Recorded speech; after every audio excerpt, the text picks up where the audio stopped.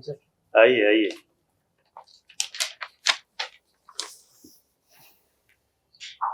बैठिए। Good morning. Sorry, बैठिए बैठिए।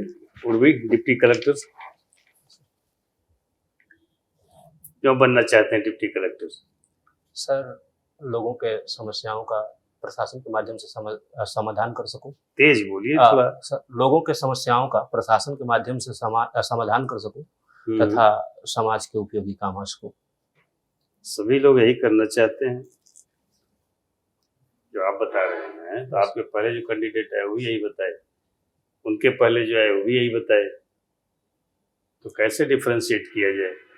सर जो लोक सेवा का मूल्य है वो मूलतः जन सेवा ही है, तो इसीलिए लगभग सब लोग यही उत्तर बता रहे हैं। कुछ आप अलग बताइए ना, बाकी दो को छोड़ करके आपके लिए रिकमेंड किया जाए।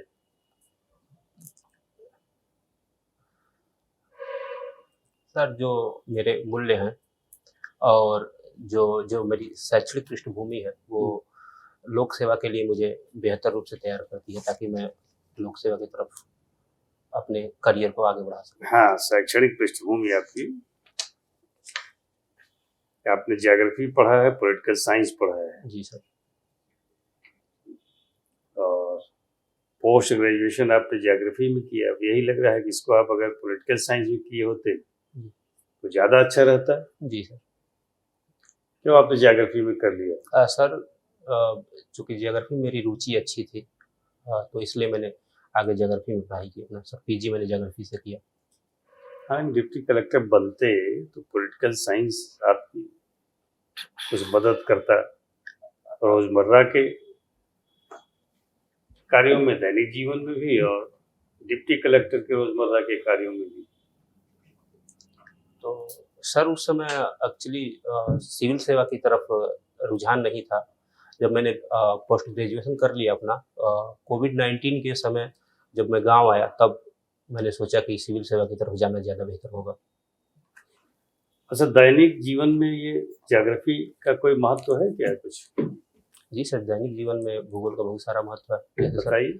कृषि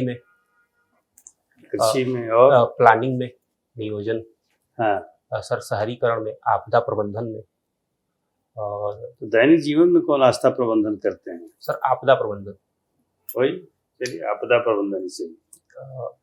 जैसे कि सर कृषि के क्षेत्र में बाढ़, सूखा और ओलावृष्टि आदि की जो घटनाएं घटती हैं, उन्हें हम बेहतर भूगोल और वहाँ के जो जलवायु है उससे समायोजित कर सकते हैं। दैनिक जीवन, मान लीजिए जिस मोहल्ले में, जिस शहर में आप रह रहे हैं उसमें भूकंप आ गया।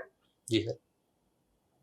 भूकंप आ चुका है, उस आपदा का प्रबंधन आप, भूगोल आपने बहुत पढ़ा है। जी सर। तो कैसे करेंगे भूगोल के माध्यम से? सर चूंकि भूकंप का हम पूर्व अनुमान नहीं लगा सकते, लेकिन जब भूकंप के दौरान बेहतर होगा लोगों को खुले से खुले स्थान में उनको बोला जाए कि आप जाएं, या फिर किसी मजबूत स्थल उसके नीचे छुप जाएं। ये सब चीजें तो जो ज्योग्राफी नहीं पढ़ा है उसको ही पता है। जी सर। तो आपने ज्योग्राफी पढ़ा है, कुछ आपको अलग से? सॉरी सर, मुझे ठीक सर। भारत 2047 तक विकसित देश बन जाएगा।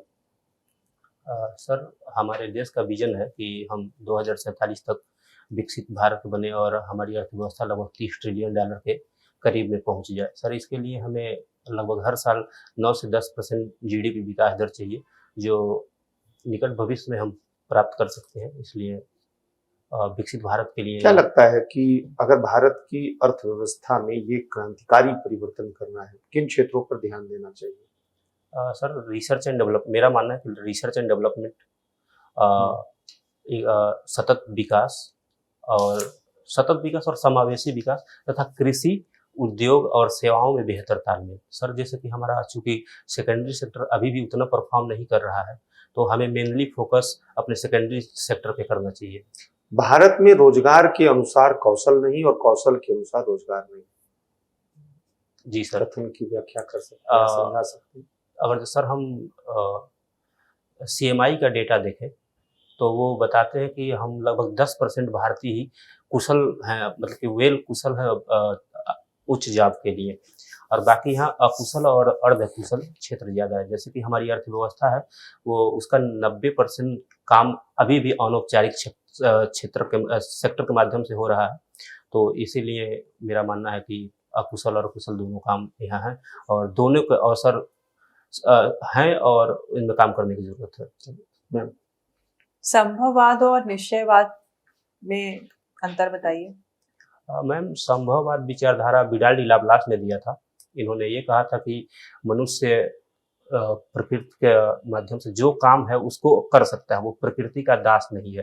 जबकि निश्चयवाद कहता है, ये रेडजल ने दिया था, वो कहते हैं कि हम मनुष्य जो भी अपने काम करता है, जो भी प्लान करता है, वो प्रकृति के नियमों के अनुसार करता है। नव निश्चयवाद नव निश्चयवाद ग्रिफिथ टेलर ने दिया था। ये कहता है कि हमें प्रकृति और संभववाद दोनों के संयोजन से चलना चाहिए। पहले हमें कामों को करना चाहिए, फिर रुकना चाहिए, फिर जाना चाहिए। भूमि उपयोग का मॉडल कृषि के संदर्भ में। भूमि उपयोग उसके लिए हम मॉडल पूछ रही हूँ, नाम बताइए। डोई ने दिया है और मोहम्मद शफीक ने दिया है। वॉन थ्योरन का नाम सुना है? जी मैम, वान थ्योरन का नाम सुना है। के का मान किसने बताया अधिवास के संदर्भ में? सॉरी मैम, जीआईएस का फुल फॉर्म बताइए। Geographical information system. ठीक सर। फारस की खाड़ी का अनाथ द्वीप किसको कहते हैं? सर सॉरी, अभी ईरान ने एक डांसिंग मिसाइल दागी है, कहीं पढ़ने को मिला है, आइडिया है नहीं सर, डांसिंग मिसाइल के बारे में? नहीं सर, नहीं।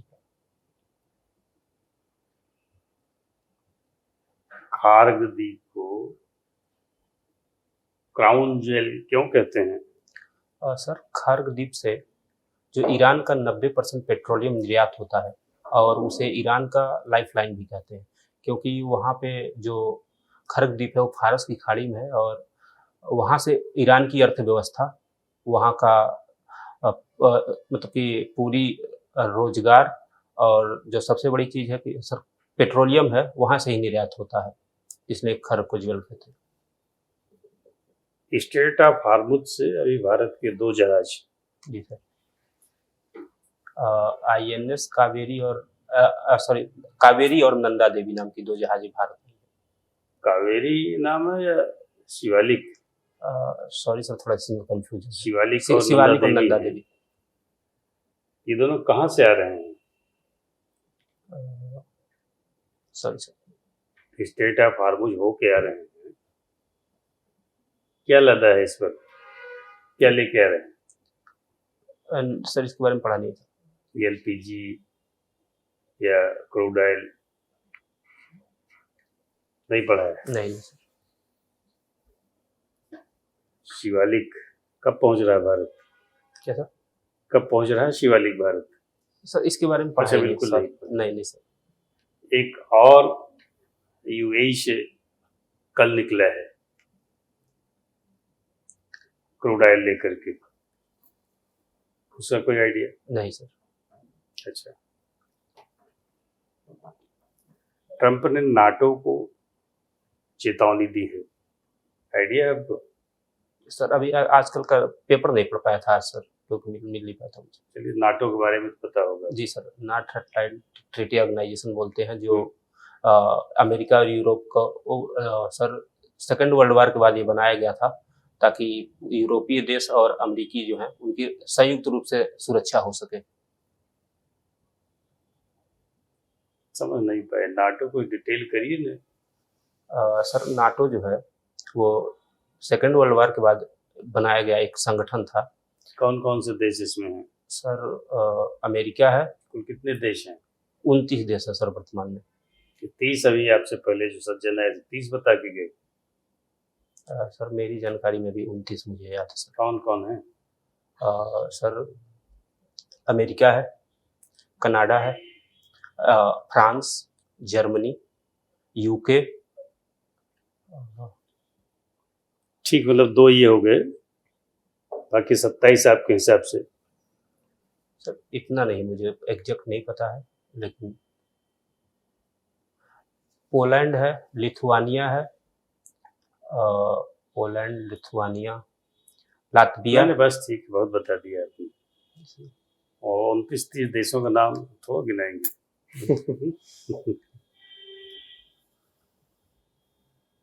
ठीक है, wish you all the best. Thank you, thank you.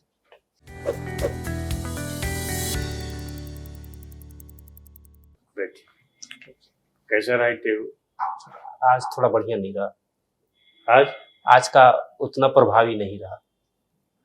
कैसे कैसे? सर आज मैं एक्चुअली कल जो क्वेश्चन पूछे थे वो आज भी बता नहीं पाया था। फारस की खाड़ी का अनाथ द्वीप जो था, नहीं आज नहीं बता पाए, कल भी नहीं बता पाया था, आज भी उसके बारे में पढ़ा भी नहीं था। कल भी ये सवाल पूछा जी गया? सर, कल पूछा गया था। वही खार्ग द्वीप ही है। जी जी जी सर, अभी तो क्यों नहीं बता पाए फिर? रिकॉल नहीं कर पाया सर। अच्छा,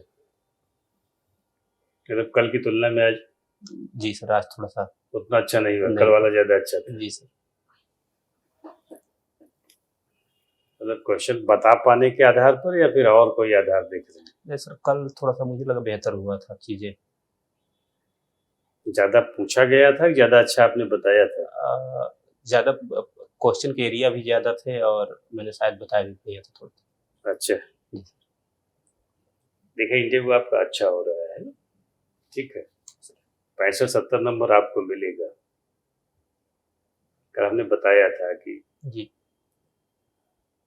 अच्छा हो, थोड़ा ज्यादा अच्छा हो, थोड़ा कम अच्छा हो, तीनों स्थिति में आप 65-70 नंबर के लिए डिजर्व करते हैं। जी सर।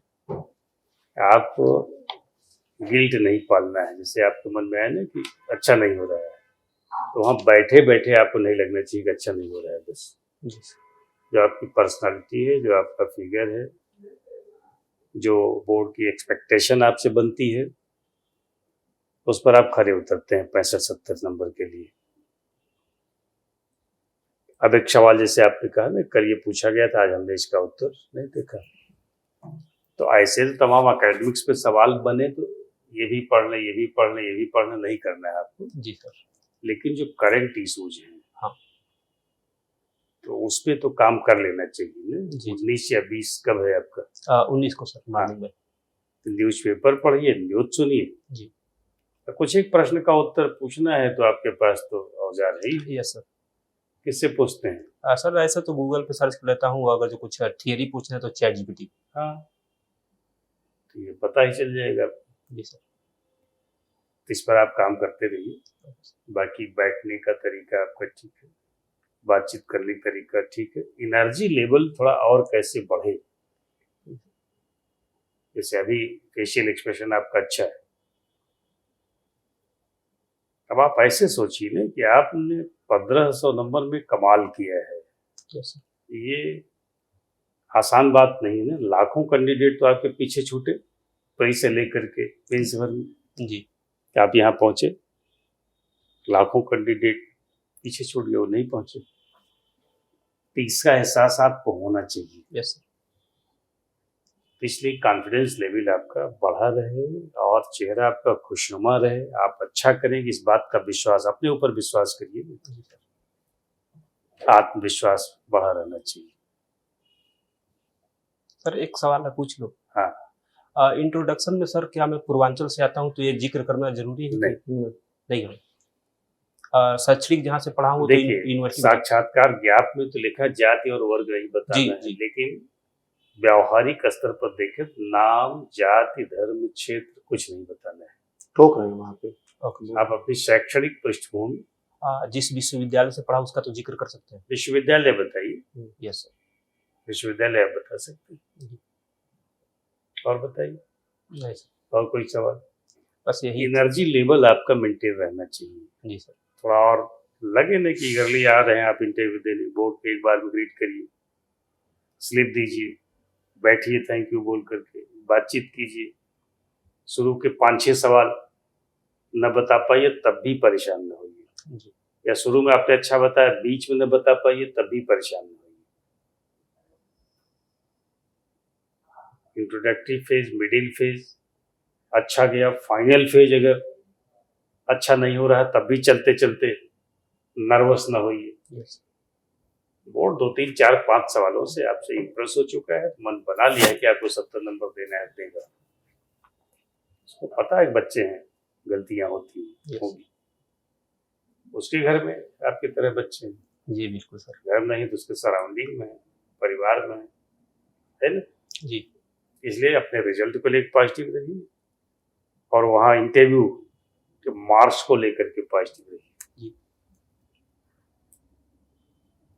तेज बोलिए थोड़ा। Okay sir. आज जैसे 2 बार हमने टोका तेज बोलने के लिए, जब हमने टोका तो आपने तेज बोला, लेकिन फिर आप आ गए उसी नॉर्मल स्पीड पे। ये ध्यान रखिए। Okay sir. ठीक है, जी जी। चलिए शुभकामनाएं। Thank you sir. Thank you sir. देखिए सबको आपने बोला थैंक यू, नहीं बोलना है, सर। एक बार में बोर्ड को थैंक यू बोल करके चलिए, ज्यादा इंप्रेसिव रहेगा। Thank you sir.